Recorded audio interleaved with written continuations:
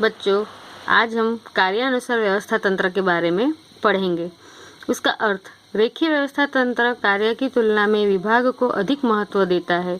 यह इसकी मुख्य सीमा है। इस सीमा को ध्यान में लेकर कार्यानुसार व्यवस्था तंत्र अस्तित्व में आया। रेखीय व्यवस्था तंत्र में विशिष्टीकरण का अभाव होता है क्योंकि कार्य के स्थान में विभाग को अधिक महत्व दिया गया है। रेखीय व्यवस्था तंत्र के अनुसार इकाई के एक विभाग के अधिकारी और कर्मचारी को अनेक प्रकार के कार्य करने पड़ते हैं। स्वाभाविक है कि ये अधिकारी और कर्मचारी प्रत्येक कार्य में विशेषज्ञ नहीं हो सकते। इसीलिए ऐसी व्यवस्था तंत्र की रचना की गई जिसमें विशिष्ट ज्ञान वाले विशेषज्ञ व्यक्ति को इकाई के निश्चित कार्यों का दायित्व सौंपा जाता है, जिसे कार्यानुसार व्यवस्था तंत्र कहते हैं। उदाहरण, कर्मचारी संचालन विभाग का अधिकारी कर्मचारियों की भर्ती, स्थानांतरण, पदोन्नति आदि कार्य संभालता है। तो कार्यानुसार व्यवस्था तंत्र में कार्य को महत्व दिया गया है कि कौन सा कार्य करने के उचित जो व्यक्ति हो उसे। तो जैसे कि कर्मचारी संचालन विभाग का अधिकारी होगा तो वो कर्मचारियों के बारे में ध्यान देता है, कर्मचारियों की भर्ती, स्थानांतरण, पदोन्नति आदि का कार्य संभालता है। रचना, कार्यानुसार व्यवस्था तंत्र में श्रम विभाजन और विशिष्टीकरण को विशेष स्थान दिया जाता है। इसमें अधिकार और दायित्व विभाग के अनुसार देने के स्थान पर कार्यानुसार दिया जाता है। इन प्रत्येक कार्यों के लिए अलग अलग विशेषज्ञों को नियुक्त किया जाता है। ये विशेषज्ञ मात्र सलाहकार नहीं होते हैं बल्कि अपने कार्य के प्रबंधकीय अधिकारी भी हैं, जो उनको सौंपे गए कार्य के लिए संपूर्ण रूप से उत्तरदायी होते हैं। उदाहरण, क्रय अधिकारी इकाई के सभी प्रकार के क्रय के कार्य के लिए उत्तरदायी होते हैं। कार्य अनुसार व्यवस्था तंत्र मुख्य अधिकारी, जिसमें दो भाग, प्रबंध विभाग और कारखाना विभाग। प्रबंध विभाग में सूचना अधिकारी, अनुशासन अधिकारी, हिसाब अधिकारी, मार्गदर्शन अधिकारी। कारखाना विभाग में समूह अधिकारी, गति अधिकारी, गुणवत्ता नियंत्रण अधिकारी, मरम्मत अधिकारी वगैरह। तो ये सब एक दूसरे के साथ जुड़े हुए होते हैं। श्रमिक के सारे प्रबंध विभाग के साथ जुड़े हुए होते हैं, कर्मचारी कारखाना विभाग के साथ, श्रमिक और कर्मचारी एक दूसरे के साथ जुड़े हुए होते हैं। कार्यानुसार व्यवस्था तंत्र में सर्वोच्च अधिकार मुख्य अधिकारी के पास होता है।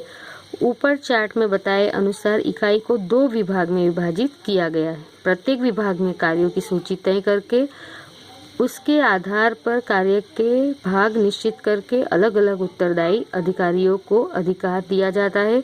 इसके लिए प्रत्येक अधिकारी इकाई के प्रत्येक कर्मचारी को उसके कार्य के संबंध में आदेश दे सकता है।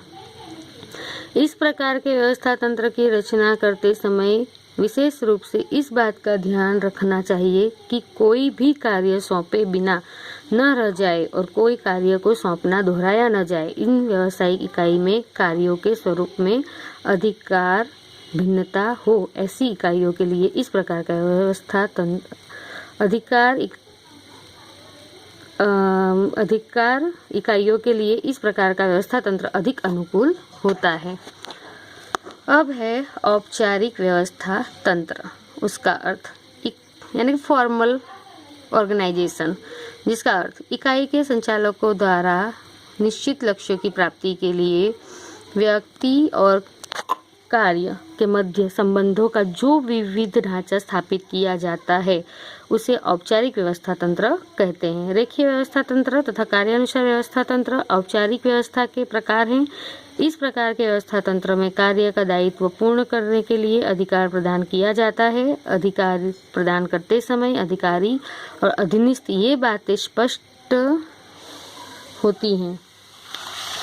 अब है औपचारिक व्यवस्था तंत्र के लक्षण। औपचारिक व्यवस्था तंत्र के लक्षण: औपचारिक ढांचा, निश्चित उद्देश्य की प्राप्ति के लिए संचालक सोच समझ औपचारिक ढांचे की रचना करते हैं। अनौपचारिक ढांचा पहला तो निश्चित उद्देश्य की प्राप्ति के लिए संचालक सोच समझकर औपचारिक ढांचे की रचना करते हैं। दूसरा है अपरिवर्तनशील इस प्रकार के व्यवस्था तंत्र में कर्मचारियों का स्थान अधिकतर अपरिवर्तनशील होता है। कर्मचारियों का स्थान एक बार सुनिश्चित होने के बाद कदाचित ही उसमें परिवर्तन होता है। तीसरा है उच्च से निम्न अधिकार सौंपना। अधिकार सौंपना उच्च अधिकारी द्वारा किया जाता है और उसका स्थान उच्च से निम्न की ओर होता है। विशाल कद। औपचारिक व्यवस्था तंत्र के ढांचे का कद विशाल होता है। निश्चित संबंध विविध रूप से ढांचे की रचना होने से कर्मचारियों के मध्य संबंध निश्चित होते हैं। छठा है सूचना संचार। सूचना संचार औपचारिक मार्गों द्वारा ही होता है। अनौपचारिक सूचना संचार का कोई स्थान नहीं है। तो ये है औपचारिक व्यवस्था तंत्र के लक्षण। अब है अनौपचारिक व्यवस्था तंत्र। अनौपचारिक व्यवस्था तंत्र का अर्थ किसी भी सोचे समझे उद्देश्य के बिना सामूहिक परिणामों में योगदान देने के लिए स्वयं रचित आंतरिक संबंधों का ढांचा अर्थात कि अनौपचारिक व्यवस्था तंत्र। किसी भी सोचे समझे उद्देश्य के बिना सामूहिक परिणामों के योगदान देने के लिए स्वयं रचित आंतरिक संबंधों का ढांचा अर्थात अनौपचारिक व्यवस्था तंत्र। व्यवस्था तंत्र में कार्य कर रहे व्यक्तियों के मध्य अनिवार्य रूप से अमुक विशिष्ट सामाजिक संबंधों का विकास हो जाता है। ये संबंध व्यवस्था तंत्र में प्राकृतिक या अनौपचारिक रूप से उत्पन्न होते हैं। इस संबंधों की स्थापना नहीं की जाती है, इसलिए औपचारिक व्यवस्था तंत्र की तरह ही इनका नक्शा नहीं बनाया जा सकता है। अनौपचारिक व्यवस्था तंत्र औपचारिक व्यवस्था तंत्र की परछाई है। औपचारिक व्यवस्था तंत्र में से ही यह उत्पन्न होता है और अनौपचारिक व्यवस्था तंत्र औपचारिक व्यवस्था तंत्र का पूरक है। अब है अनौपचारिक व्यवस्था तंत्र के लक्षण। अनौपचारिक व्यवस्था तंत्र के लक्षण में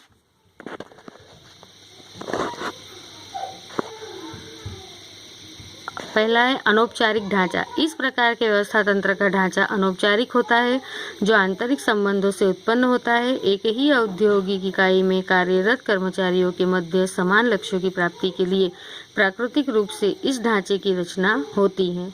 दूसरा है मानव व्यवहार पर आधारित। इस प्रकार का व्यवस्था तंत्र मानव व्यवहार पर आधारित होता है। एक समान मनोभाव, रुचि, मूल्य, शौक, आदत और मान्यता वाले व्यक्तियों के द्वारा औपचारिक ढांचे में अनौपचारिक समूह रचे जाते हैं, जिसके आधार पर यह व्यवस्था तंत्र रचा जाता है। तीसरा है परिवर्तनशील। अनौपचारिक व्यवस्था तंत्र संपूर्ण रूप से परिवर्तनशील होता है। कर्मचारी कार्य के लिए एक विभाग से दूसरे विभाग में स्थानांतरित होता है, तब ये नए सिरे से मानव संबंधों में परिवर्तन होता है और इस कारण से अनौपचारिक तंत्र में भी परिवर्तन होते हुए दिखाई देता है। चौथा है सर्वव्यापी। अनौपचारिक व्यवस्था तंत्र सर्वव्यापिक है, जो मात्र उद्योग में ही नहीं बल्कि समान हितों और मूल्यों वाली प्रत्येक मानवीय प्रवृत्तियों में अनौपचारिक व्यवस्था तंत्र की उपस्थिति देखने को मिलती है।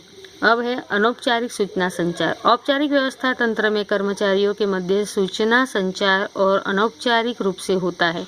अधिकतर यह मौखिक रूप में होता है, इसीलिए इसमें वास्तविकता की तुलना में अभिप्रायों का प्रमाण होने की संभावना बढ़ जाती है। अनौपचारिक व्यवस्था तंत्र में सूचना संचार अत्यंत तीव्र होता है। तो अनौपचारिक सूचना संचार, एक तो वो क्या होता है कि कर्मचारियों के मध्य सूचना संचार अनौपचारिक रूप में होता है, अधिकतर ये मौखिक रूप में होता है। मौखिक रूप में होने की वजह से वास्तविकता की तुलना में अभिप्रायों का प्रमाण होने की संभावना बढ़ जाती है। तो अनौपचारिक व्यवस्था तंत्र में सूचना संचार अत्यंत तीव्र होता है। लघु आकार। ज्यादातर अनौपचारिक व्यवस्था तंत्र का आकार छोटा ही होता है, क्योंकि यह व्यक्तिगत संबंधों पर आधारित होता है। यह सदस्यों के बीच की आंतरिक प्रक्रिया का परिणाम है। संख्या में बहुत सारे समूह होते हैं, परंतु आकार में बहुत छोटे प्रकार का व्यवस्था तंत्र है।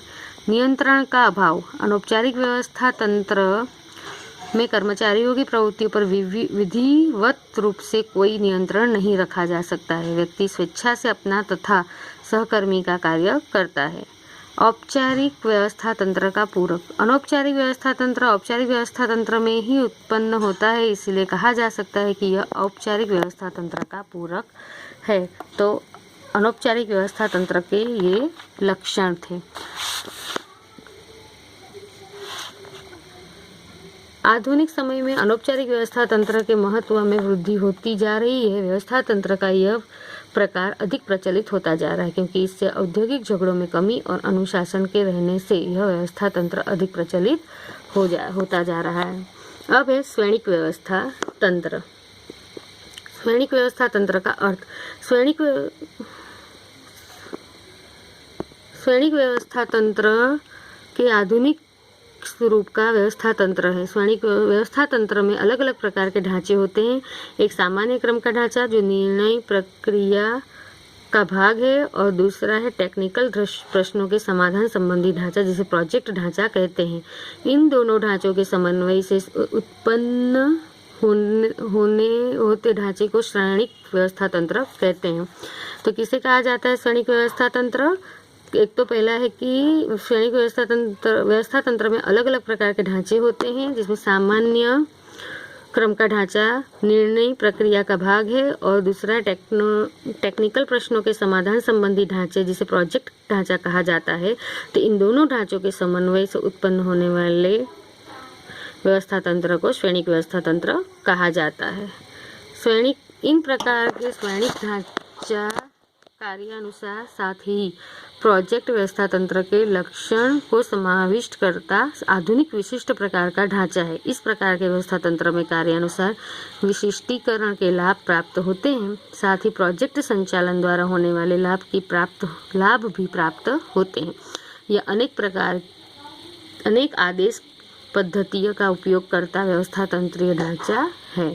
इसकी रचना कैसे होती है उसके बारे में। तो स्वैणिक व्यवस्था तंत्र की रचना। स्वैणिक व्यवस्था तंत्र में कार्यानुसार विभागीय और प्रोजेक्ट विभागीयकरण का समन्वय दिखाई देता है।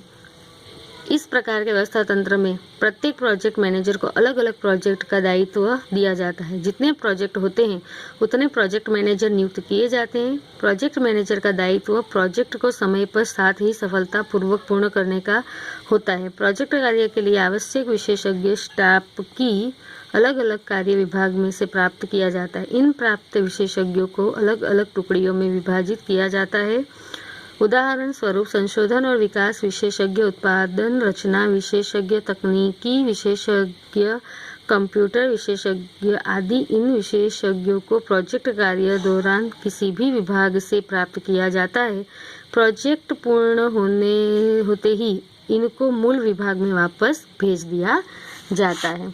तो स्वैणिक व्यवस्था तंत्र में जनरल मैनेजर होते हैं जिनमें उत्पादन, क्रय, इंजीनियरिंग, संशोधन और विकास। प्रोजेक्ट मैनेजर, तो जैसे जैसे प्रोजेक्ट होते हैं अलग अलग प्रोजेक्ट के अलग अलग प्रोजेक्ट मैनेजर तय किए जाते हैं। प्रोजेक्ट नंबर 1 जो संचालक का होता है, प्रोजेक्ट नंबर 2, प्रोजेक्ट नंबर 3 अलग अलग। ऊपर के चार्ट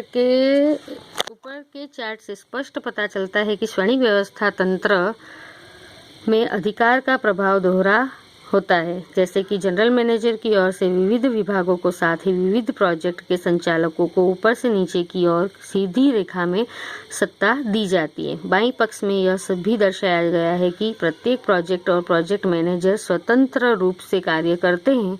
इसके लिए आवश्यक विशेषज्ञ अलग अलग विभागों में से प्राप्त व्यक्ति हैं।